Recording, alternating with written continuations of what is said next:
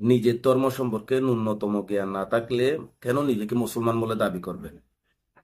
আপনি একজন মুসলমানের বাচ্চা হয়ে কেন এআই দিয়ে ভিডিও তৈরি করবেন?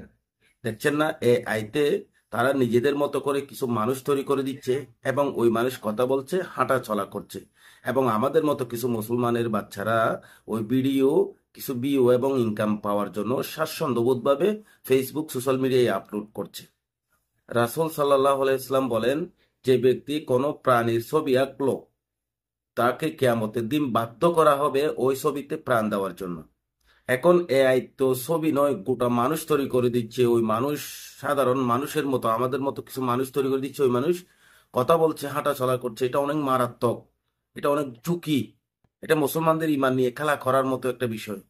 সুতরাং এআই থেকে নিজেকে সাবধান করুন, নিজেকে সরিয়ে রাখুন, এআই থেকে দূরে থাকুন। এআই এর ভিডিও যার আইডি থেকে আসবে তার আইডি প্রয়োজনে ব্লক করে রাখুন।